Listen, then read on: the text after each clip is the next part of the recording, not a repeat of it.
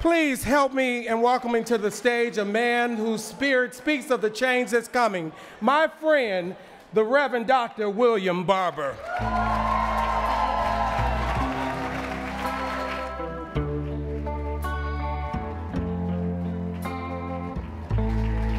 Good evening, Schott Foundation.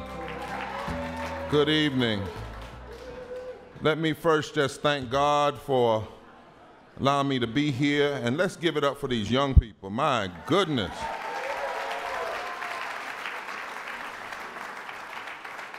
To the Schott Foundation, your board, founders, supporters, and the awardees tonight, and to my friend and brother, John Jackson. Let's give it up.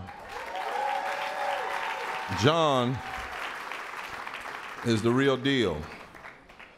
We knew it when he was at the NAACP and he inaugurated a 50-state call to action around education. And I've been following and continuing and inspired by his work. In fact, what some of you should know is that when we started putting together the plan and the agenda for the Moral Monday movement, we talked to John. What should that look like? And so I'm glad that many of you here are going to continue to support and what the Schott Foundation is doing, and funders are going to be supporting, because we need people like John in places like this for a time, the times in which we're in. 1966. 3 years after the March on Washington. I was born August 30th, 1963, 2 days after the March on Washington. The doctor said, and the story in my family is that my mother went into labor on the 28th. I peeped out and saw all these folk on the mall in DC and said, hold up, wait a minute. That what they say on Meet the Brown, hold up, wait a minute. And I said, let's see what happens. You know, August 28th has a deep history. That was the day Emmett Till was killed in 1955, almost 1 year after the Brown decision in '54. August 28th was the March on Washington. August 28th was the day in 2008, President Obama accepted the nomination of the Democratic Party. August 28th. I was born on August 30th. 15 days later, 4 little public school girls were blown up in a Birmingham church. Dr. King preached their funeral and said, sometimes life is as hard as steel, but he said these young martyrs have so much to say to us. He said somehow their dying will not go in vain. Earlier that year, Medgar Evers had been killed the night that John Kennedy announced finally that he was going to push for the Civil Rights Act. And then in November, President Kennedy was gone, much because he was pushing forward on the issue of civil rights. And you know, the Civil Rights Act of '64 has a lot to do with public education and funding. And he was killed down in the South in Texas. Out of all of that, and then you get Freedom Summer '64, '65, the Voting Rights Act. My father, who was from the South, who had moved to Indianapolis, Indiana, had gone to Christian Theological Seminary, and my mother was a trained pianist and a worker with the Silver Air Patrol in government. But my father decided in '66 to answer a call to come back home. A principal in Roper, North Carolina, called him from Washington County Union School. His name was E.V. Wilkins, a public school, and said to my father, Reverend Barber, we need you to come home because the schools are still not desegregated. This is 12 years after Brown. Because many of us talk about Brown, but we forget Brown too, all deliberate speed. And my father and my mother prayed about it and said, how can we make a difference in the civil rights movement, John? And so they said, we'll go back. But going back meant that their only son, I was at the time, would have to enter segregated public schools in the South. We stay in Indianapolis, schools had begun to desegregate. We stay in Indianapolis where my father was teaching and preaching. My mother was ranked fairly well in government, but they said public education is so important that we will take our only child back to the South and put him in segregated schools. And my father took a job in a segregated high school as a physics teacher. My mother took a job in a segregated school as the office manager. And then when I became 5 years old, I was a part of the integration of the middle school. And then my father was one of the first science teachers to integrate the public high school.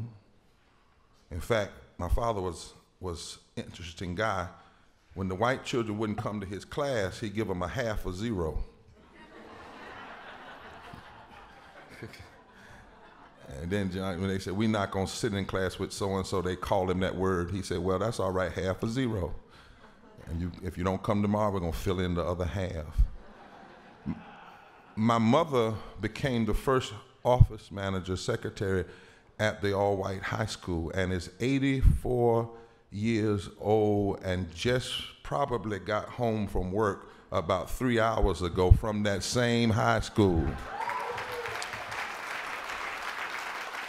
That's how deep commitment to public school runs in my family. Now, I've asked my mother, I said, why don't you retire? You're 84 years old. And she says, I'll retire when I get ready because they didn't want me when I came here. Now I'm going to stay until I feel like leaving.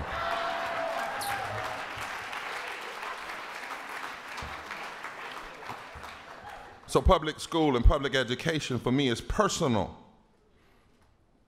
It's personal, and I think, John, when we are 63 years now after Brown versus Board of Education, and 400 families in this country make $97,000 an hour while we're locking up people that are fighting for 15.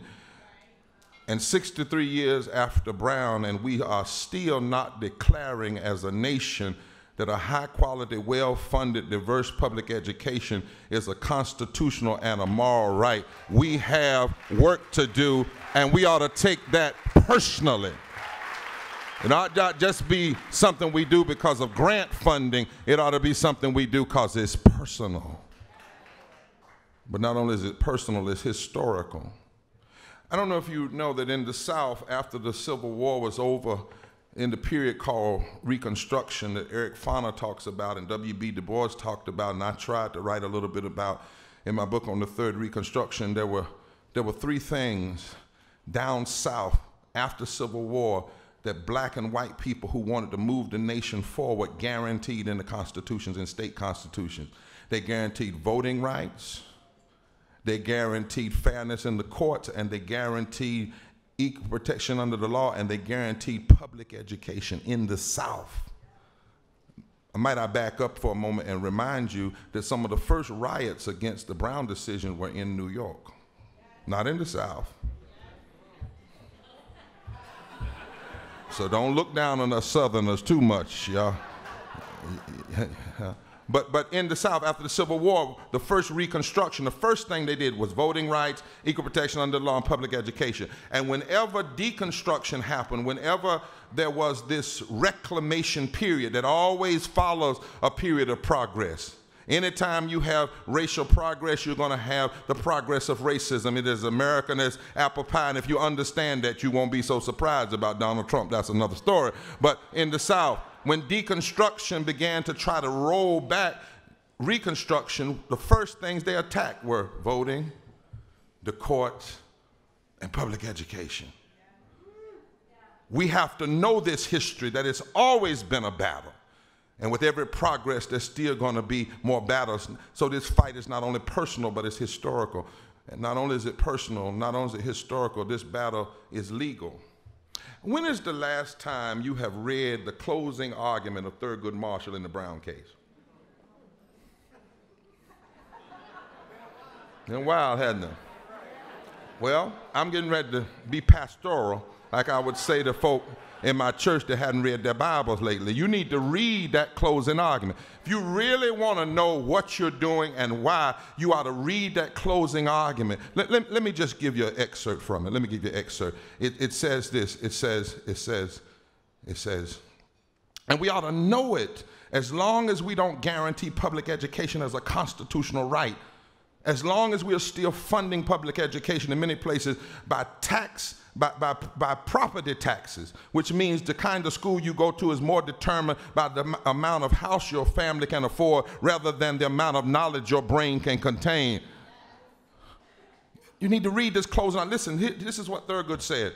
The only way that this court can decide this case in opposition to our position is that there must be some reason which gives the state the right to make a classification that they can make in regards to nothing else but the Negroes. And we submit the only way to arrive at that decision is to find that for some reason Negroes are inferior to all other human beings. And Thurgood knew if you hold back, as he would say, Negroes, you hold back everybody, poor whites, brown people as well.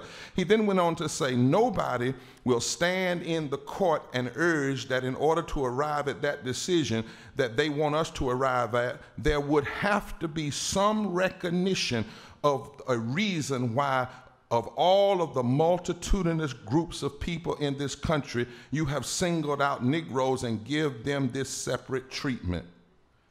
It can't be because of slavery in the past, because there are a very few groups in this country. There are very few groups in this country that haven't had slavery someplace back in their history, including whites. It can't be color, because there are Negroes as white as the drifted snow with blue eyes, and they are as segregated as the colored man. The only thing can be is an inherent determination that the people who were formerly in slavery, regardless of anything else, shall be kept as near that stage of slavery as possible. And now is the time we submit that this court should make it clear that that is not what our Constitution stands for. The only way we as a nation cannot ensure full access to high quality, well-funded, diverse public education is to suggest that some people ought to be kept inferior forever. Every child has a right, a human right, a moral right, a constitutional right to a high quality, well-funded, diverse public education. And the only way we cannot push for that is to suggest that in the law of man and the law of God, some children are not made of the same substance, and some children are inherently inferior to others. And so that's why we have to fight, because it's personal, it's historical, it's legal. But I want to also say it's moral. Today I announced that I'm joining other moral leaders, poor people and activists, John, to serve in building a poor people's campaign and a national call for a moral revival. You know, the way we're choosing, we're going to be working in 25 states and the District of Columbia, because some of us are tired of having memorials. We keep having memorials about the march across the Edmonds-Pettus Bridge while people are taking us back the other way. We keep having memorials about the Poor People's Campaign rather than reimagining and reinvigorating the Poor People's Campaign. So the time is out for memorials. We need a movement, and we need not to have more memorials. We need to have consecration and recommitment gatherings. And so this is how we're going to choose 25 states, and I'm through. We're mapping. We're starting with voter suppression. and then we overlay that map with high levels of poverty, then we overlay that map with African American poverty and Latino poverty, and then we overlay that map with low funding of public education, and we overlay that map with low labor union density, and then we overlay that map with the lack of a living wage, and we overlay that map with denial of Medicaid funding, and then we overlay that map with the laws that attack our immigrant brothers and sisters. Then we overlay that map with the states that have the worst laws against the LGBTQ community, and then we overlay that map with high levels of environmental injustice, and we overlay that map with prison populations that are busting at the seam. And what we find out is when you overlay all of those factors, they're the same states, which means you can't separate the fight for public education from the fight for a living wage, from the fight for voting rights, and they're all moral issues. And it's time that we stop giving up those states. It's time that we stop walking away from those states. Instead, we need to enter those states, and so we're going to build moral movements in those states. And then from Mother's Day to Juneteenth next year, we're going to have 40 days of agenda-driven direct action in state capitals and in Washington, D.C. And we're going to need you to join in with us. I already told Brother Rucker, need him to go to jail a couple of times during those 40 days, and the rest of you too. We need more, and I'm through, than a focus on Trump aggravation. Trump is just a symptom. You better hear what I'm saying. Trump, I know I feel something now. Trump is just a symptom. We need moral activism, and we must reclaim the public square, because if Trump was gone tomorrow, we would still have people trying to trip us up when it comes to public education and making a just society. We need to think deep, as Dr. King said, because it's really not a battle between right and left, but a battle between right and wrong. It's just wrong to add billions to a military budget already busting, and put the word mother on bombs meant for destruction, while public schools have to fight every day and war just to survive. It's wrong to deny living wages. It's wrong to suppress the vote. And it's wrong to criminalize the poor. Isaiah 10 says this is a moral issue. Woe unto those who legislate evil and rob the poor of their right and make children their prey. Now, when can we take a recess? You know, in school you like to take a recess. We can take a recess when every child is so well educated and loved that they all know their ABCs. What you talking about, ABC? When every child can take the A and accept every challenge of their day. Take the B and be all they can be. Take the C and courageously face every challenge. When every child can